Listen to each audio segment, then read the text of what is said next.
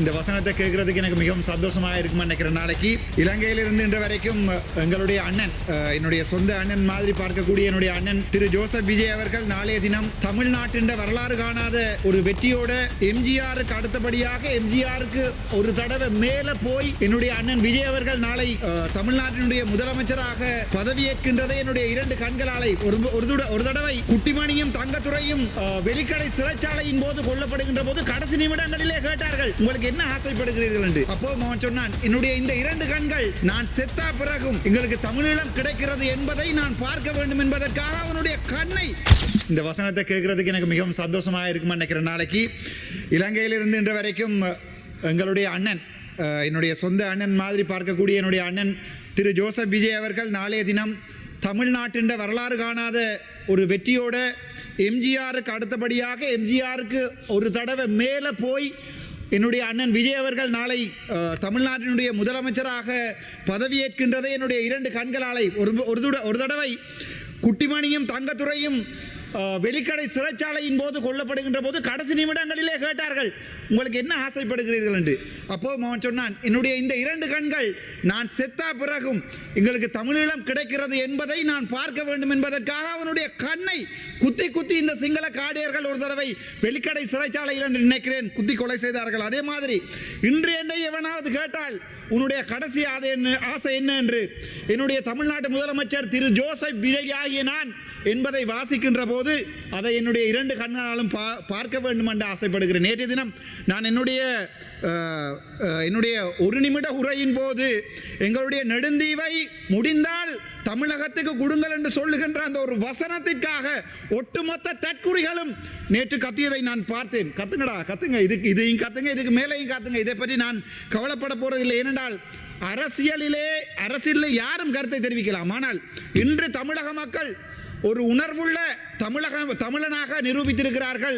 காலங்காலமாக ஊழல் செய்தவர்களை வீட்டை அனுப்ப வேண்டும் என்கிற ஒரே ஒரு நோக்கத்துக்காக, அது அதிமுக இருக்கலாம், திமுக இருக்கலாம், அல்லது திரள் நிதி என்று சொல்லிக்கொண்டு எங்களுடைய புலம்பெயர்ந்த மக்களுடைய பணத்திலே தன்னுடைய பிள்ளையையும் கொண்டு அமெரிக்காவிலே படிப்பித்த சீமான் என்கிற சாமானுக்கு இவர்கள் வடிவாக படித்திருக்கார். ஒரு கட்டுப்படம் கூட திருப்பி இல்லை. இதில் இருந்து இந்த போலி தமிழ் தேசியம் கதைக்கின்ற ஸ்ரீதரனாக இருக்கட்டும், இதில் பக்கத்தில் இருக்கிற போலி தமிழ் தேசியம் கதைக்கின்ற கஜேந்திரகுமாராக இருக்கட்டும், அங்கால் இருக்கிற செல்வம் மடக்கரநாதனாக இருக்கட்டும், பின்னால் ஒரு திறமை இல்லை, இவங்கள போயிட்டாங்க. இந்த தமிழரசு கட்சிக்காரராக இருக்கட்டும், இவங்களுக்கு மிக தெளிவாக இந்த தமிழக தேர்தல் ஒரு பாடம் ஒன்றை சொல்லி சென்றிருக்கிறது.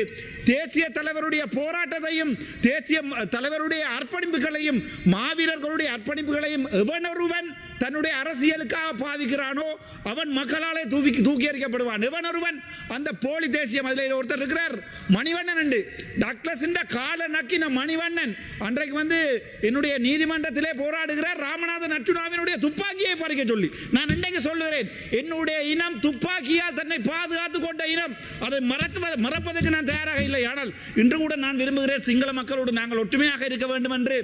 ஆனால் வடக்கு மாநிலத்திலே எத்தனையோ தீவுகள் இருக்கிறது. நெடுந்தீவுக்கு அண்மை தினம் போனேன். அங்கே மாவட்ட வைத்தியசாலையாக இருந்த வைத்தியசாலையை இப்போது ரெண்டு வைத்தியர்கள் வேலை செய்கின்ற வைத்தியசாலையாக இந்த சிங்கள இனவாத அரசியல் மாற்றி இருக்கிறது. அதாலே தான் சொன்னேன், உங்களுக்கு நெடுந்தீவுக்கு ஒரு மாதத்திலே 4 நாட்கள் 5 நாட்கள் மட்டும்தான் மின்சாரம் வழங்க முடியுமாக இருந்தால், கச்சதீவை மட்டுமல்ல, நெடுந்தீவு மட்டுமல்ல, அப்படியே போனால் கிழக்கு மாநிலத்தில் இருக்கின்ற மட்டக்களப்பையும் நீங்கள் இலங்கைக்கு இந்தியாவுக்கு தாரை வார்த்து கொடுங்கள் என்று சொல்லி நான் சொல்லுகிறேன். ஏனென்றால் தன்னுடைய சொந்த இனத்திற்கு ஒரு கடல் பயணத்தை கூட ஒழுங்காக செய்து வைக்க முடியாத இந்த அனுரகுமார நாயக போன்ற அரசாங்கம் எனக்கு நம்பிக்கை இல்லை. எந்த ஒரு சந்தர்ப்பத்திலுமே ஒரு வைத்தியசாலை இல்லை, ஒரு அவசரமாக ஒரு அம்மா பிள்ளை பெறுவதாக இருந்தால் ஒரு மிட்வைஃப் கூட இல்லை. ஒரு மிட்வைஃப் இல்லாத ஒரு இடம், ஒரு வைத்தியர்கள் வாழ முடியாத ஒரு இடம் என்றை நெடுந்தீவாக மாற்றியிருக்கிறார்கள். கொஞ்சம் கொஞ்சமாக நெடுந்தீவு, அனலதீவு, புங்குடுதீவிலிருந்து மக்கள் இடம்பெயர்கிறார்கள். அந்த நிலைமையில் இருக்கும்போது தான் சொன்னேன், தமிழ்நாட்டு மக்கள் உங்களுக்கு தெரியும், காலமாக எம்ஜிஆர்ல இருந்து தற்போதைய எங்களுடைய ஒரே ஒரு நம்பிக்கையாக இருக்கின்ற விஜய் வரைக்கும் இலங்கை தமிழீழ மக்கள் நம்பியிருப்பது தமிழக மக்களை. ஆகவே தமிழக மக்களிடம் ஒரு அன்பான வேண்டுகோள், நான் தமிழ் கதைப்பதால் தான் என்னுடைய பரம்பரை இங்கே அழிக்கப்பட்டிருக்கிறது. நான் கதைப்பது இந்த சிங்கள குகையிலே ஒரு தமிழ் கதைக்கின்ற ஒரு புலியாக கதைப்பதால் தான் என்னுடைய இனம் இன்று வரை பிறக்காத பிள்ளையை கூட தயார் போட்டு எரித்திருக்கிறார்கள். ஆகவே எங்களுக்கு இருக்கிற கடைசி நம்பிக்கை எங்களுடைய முதலமைச்சர் விஜய் என்பதை இன்றைக்கு சொல்லிக் கொள்கிறேன். இந்த விடயத்தை நான் தமிழில் கதைக்கின்ற போது இவர்கள் சொல்லுவார்கள், ஓகே நீங்கள் சிங்களத்தில் கதைக்கலாமே, சிங்களத்தில் கதைக்கின்ற போது கேளுங்கடா, சிங்களத்தில் இருக்கிற கேளுங்க. මට මේක කියන්න ඕනේ මේ මුලාසරණ මන්ත්‍රතුමනි මං එදා කිව්වා අපේ ජෆ්නාව දෙන්න මේ ඉන්දියාව වලින් කියලා. මං කියන්නේ මේ සමහරුන්ට මම කතා කරන දෙමළ තේරෙන්නේ නැති ඉඳලා සමහර මාධ්‍ය මේක මේ වෙනස් කරලා දාලා තියෙනවා. මම කිව්වේ පැහැදිලිවම කච්චදීව නෙවෙයි ඉන්දියාවත් දීලා ඉවර කරලා දාන්න කියලා. මේ ශ්‍රී ලංකාවත් දීලා අපේ ලංකාවත් දීලා ඉවර කරලා දාන්න කියලා. දැන් සමහර ජෙප්පන් ටික ආවිල්ලා මට කියනවා අයි ડોක්ටර් ඔයා අපේ රටට ආදරේ නැද්ද කියලා. අපේ රටට ආදරේ. හැබැයි ගිවිසුම හතක් අත්සන් කරලා අනුරෝමාසා නායක ගිහිල්ලා අත්සන් කරලා එනකොට තේරෙන්නේ නැහැ. ඒවට කිසි දෙයක් කිව්ව නැහැ. හැබැයි අපි කිව්වොත් තමයි ඔක ලෙඩක් හදන්නේ ජෙප්පන්ට. ඒ නිසා මං කියන්නේ ඔයගොල්ලෝ ඉවිසුම හතක් ලියලානේ තියන්නේ. මෝඩිට දීලා තියන්නේ. මං කියන්නේ ඒකින් කැලලක් අරගෙන තමිල්නාඩු වලට දෙන්න කියලා. ඒම නැතුව නිකන් මගේ රට මං විකුණන්නේ නැහැ. මතක තියාගන්න. අපි මේ රට ඕන කියලා රණ්ඩු වෙච්ච මිනිස්සු. අපි 1988 87 මිනිස්සු තමන්ගේ මිනිස්සු මරලා දාලා නැහැ. අපි මේ රටට ආදරේ. මේක මගේ රට. ශ්‍රී ලංකා කියන්නේ මගේ රට. හැබැයි ඕගොල්ලෝ ඉවිසුම් හතක් අත්සන් කරලා ඉන්දියාවට මෝඩිට විකුණනවා කියන්නේ උඹලා ඵලයල්ලා මේ මෝඩිට අපි යන්න තමිල්නාඩු වලට කියලා කිව්වේ. කවදාවත් මේ රට විකුණන්න මට ඕමනාවක් නැහැ. එහෙම ඕමනාවක් තිබ්බොත් අපි ඒ කාලෙම බිහිලා බයිනවනේ මේ ඉන්දියාවට. හැබැයි මම එකක් කියන්නම්. ওই කච්චදීව යනකොට අපේ ජනාධිපතිතුමා ගියා ජැකට් එකක් මුකුත් දාන්න නැතුව මෙහෙම ගියා.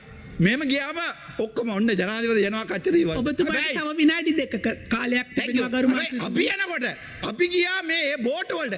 එක බෝටුවක්වත් රජයේ බෝටුවක්වත් නැහැ මේ නාගදිවයන්ට.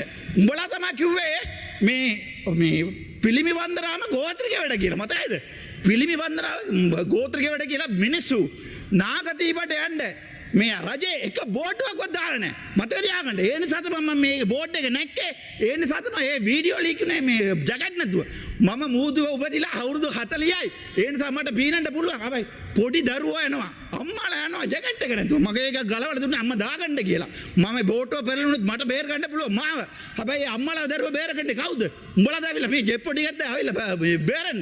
තව එකක් කියනවා මට තුවක්කුවක් දීලා දිනන ආරක්ෂාවට. අපි මන්ත්‍රීකම හැම මන්ත්‍රීලාට දැන් නිකන් කියන්නකෝ සුමන්ත්‍රෙන්ට දීලා තියෙනවා MST දෙකක්.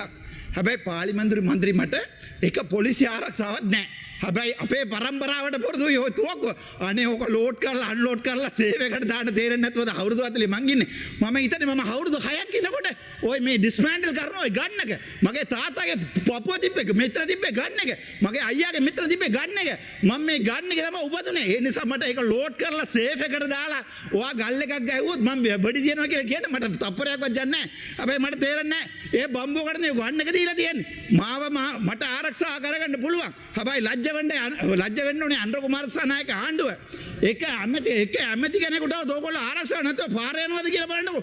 හැබැයි අපිට තුවක්කුවක් දීලා ඊට පස්සේ අපේ ගල් ගහන්න මිනිස්සුවත් සෙට් කරලා ඒක 2023 කලින් හිටපු ඇමති ඩග්ලස් දේවානන්දගේ මේ කට්ටිය ඇවිල්ලා මට ගල් ගහනකොට මාව බේරන්න මට තුවක්කුව ඕසන්න නැතුව නිකන් ආයේ ගල්යක් ගහලා වීස් කරන්නද? ඒ නිසා මේ රජයට මම කියන්නේ රජය මේක පොඩ්ඩක් හිතලා බලන්න ඕනේ. තමුන්ට ආරක්ෂාව ගන්නවා නම් ඒ වගේම විපක්ෂයේ වාඩි වෙන ඉවර කරනවා. විපක්ෂයේ වාඩි වෙලා ඉන්න එම්බිට ආරක්ෂාව දෙන්න ඕනේ කියලා. හැබැයි තමුන්නාසලා යනකොට මොකද කිව්වේ? බස් වල යනවා ට්‍රේන් වල යනවා කිව්වනේ. අපි තාම ඒ පරණ බෝට් වල මාළු වල එන බෝට් වල ගියාම නාගදීප තමුන්නාසලා යන්නේ මොකද? නේවි එකකින් බෝට් එකේ ආමිකේ බෝට් එකේ යන්නේ. ඒ නිසා කරුණාකරලා මම ඉවර කරනවා. කරුණාකරලා මම ඔයාලට කියන්නම් විපක්ෂයේ ඉන්නේ මන්ත්‍රීලාට පුළුවන් නම් ආරක්ෂාව දෙන්න. Thank you. மேலதிக செய்திகளுக்காக எமது யூடியூப் தளத்தை சப்ஸ்கிரைப் செய்யுங்கள்.